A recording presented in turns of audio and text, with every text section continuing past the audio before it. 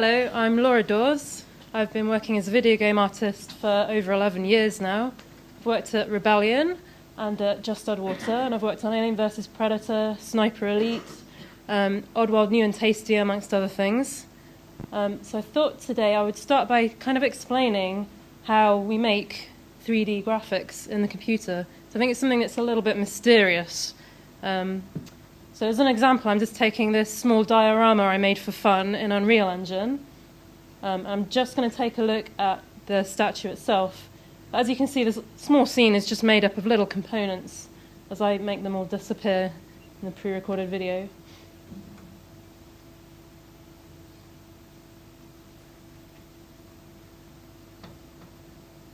So yeah, that's what we'll be taking a look at. The very first thing you need to understand about 3D art is that everything on the screen is made of triangles. Now, why triangles? They're a really good way of representing surfaces in the computer that can then translate onto your 2D screen. And when we put textures on them, we can make them look like real things. And here's a bit of our 3D artist lingo, because I'm just going to say these words without even thinking, so I thought I'd explain what they are. So tris are your triangles, quads, 2 triangles, n-gons, anything with 3 or more. So to start working on this piece, the very first thing I needed to do was to find some reference.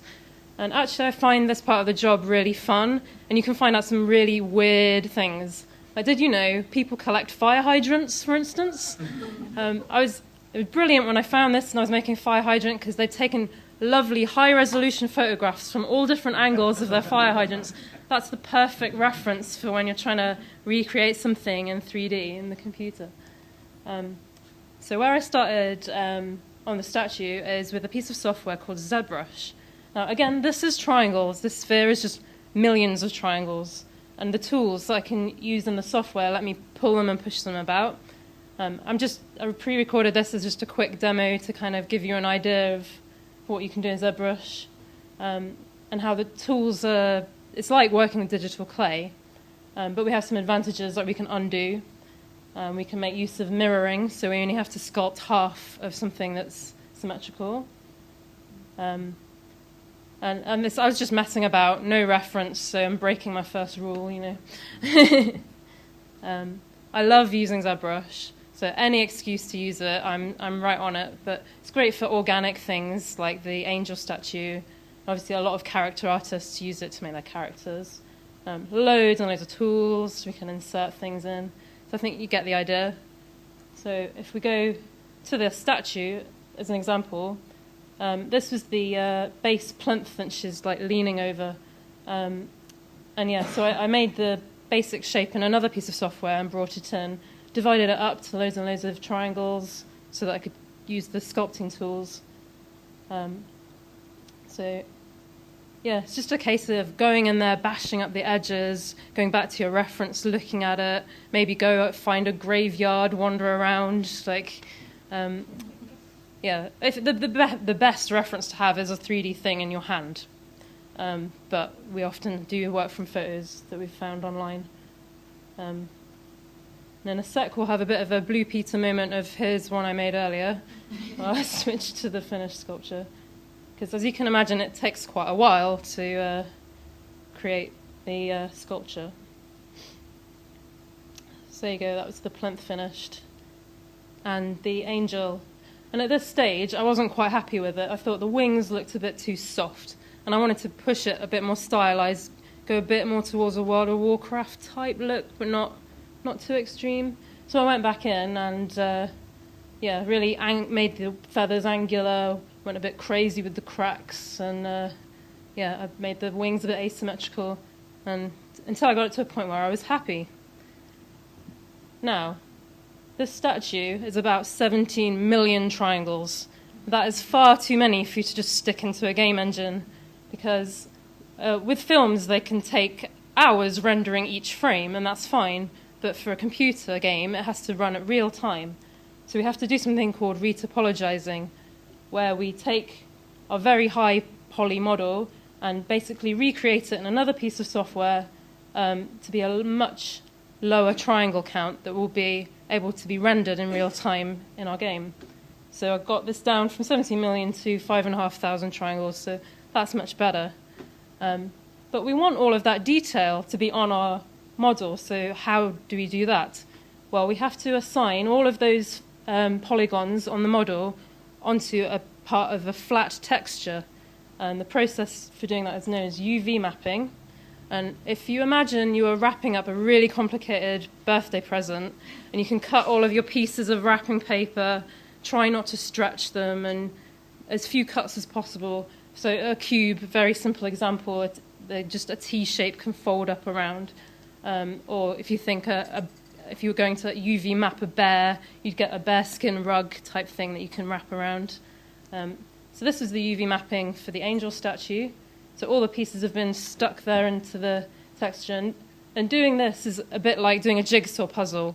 You've got all of your pieces and you're trying to fit them into the square, wasting as little space between the parts as possible because they're not going to be seen on the model at all. So you want to maximize the space to get the best resolution on your model.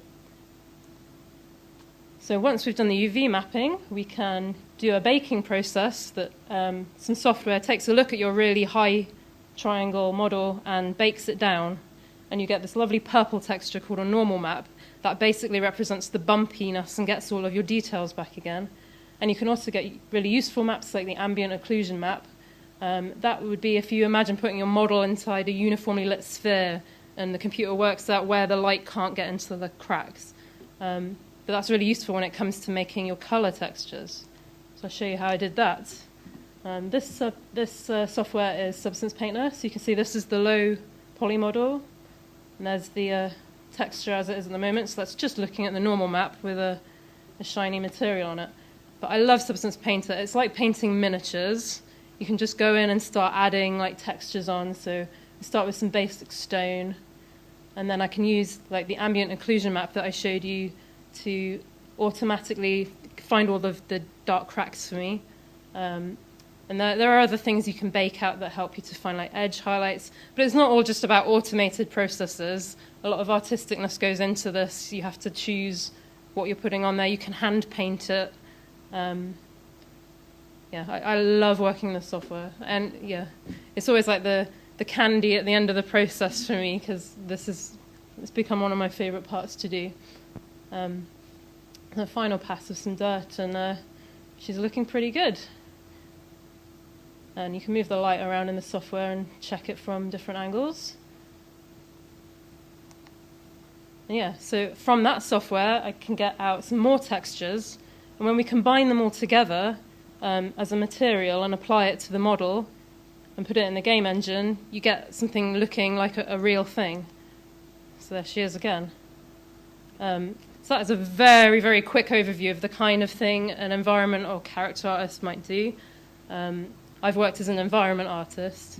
So yeah, how did I get started doing this? Well, it was not straightforward. I have two sisters, and we grew up playing games. I love science fiction and films. And I was always dabbling with 3D software and Photoshop, but it just never occurred to me that people make games. Again, I don't know why. And at A-level, I was doing physics, maths, art, design and technology. And because I didn't know what I wanted to do, I went to Oxford and studied physics. So this is not a required path to become an artist in games. But during my last year, my partner that I met there always knew he wanted to make games. He's a programmer. And he got a job in my final year at Exient making games. So I got to meet some of the other developers there. We'd go out to the pub, and yeah, I thought they were really cool, like just as nerdy as me. It was great. So after my degree, I was like, right, I'm going to do this. I'm going to brush up all this messing about I've been doing that was all terrible.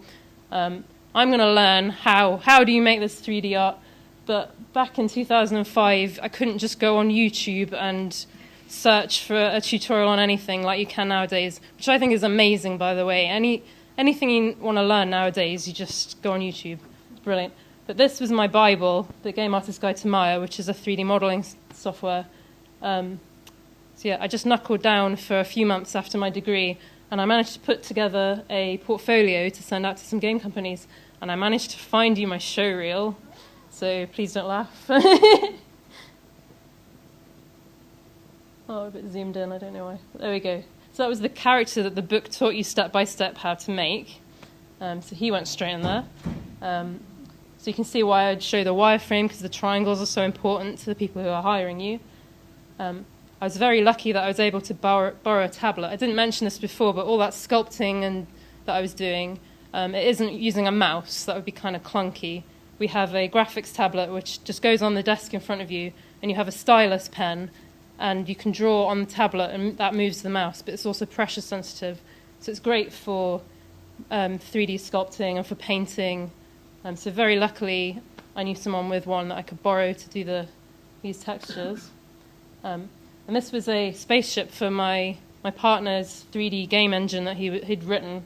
But look at that gameplay, awesome.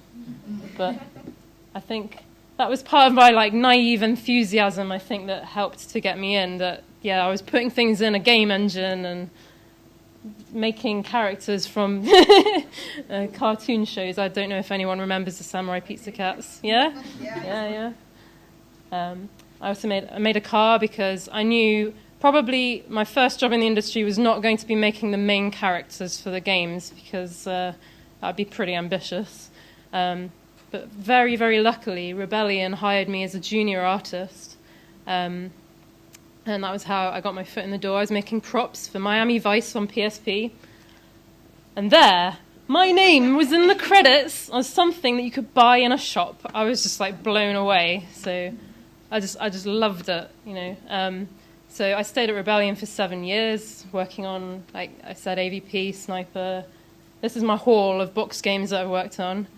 And then I moved up to Otley to work on Oddworld, New and Tasty, because I wanted to work on something stylized. And yeah, the Oddworld, if you've not seen the artwork, go look it up. It's stunning. So I was so lucky that they chose me to go and work on that team, because Rebellion was quite a big team in the end, huge studio. Just Underwater, we were tiny. There was the 4 environment artists to make the whole game. So I could talk to you about that for ages, but yeah. The environment art is just one small art role in the industry, as we just saw. UI, big thing. The bigger the studio, the more specialized people get, as they said. Yeah, some people just make textures, for instance, in really big studios. Loads of other roles. And when you work at a small team, like at Just Underwater, you have to put on more hats. So I was having to do effects and lighting, and as well as my modeling and things, which I really enjoy, just dabbling. So, you know, 'cause you're always learning in this job, which is something that I love. Because that Zbrush and Substance Painter that I showed you, they didn't exist when I started. So there's always new tools coming out. Always, the graphic quality just seems, I don't know where we're going to stop, to be honest. Now, have you seen some of the latest games? They're jaw-dropping. What I'm doing now is I've gone freelance since March. At the moment, I'm helping out on a RTS that's cyberpunkish. It's called Neopolis.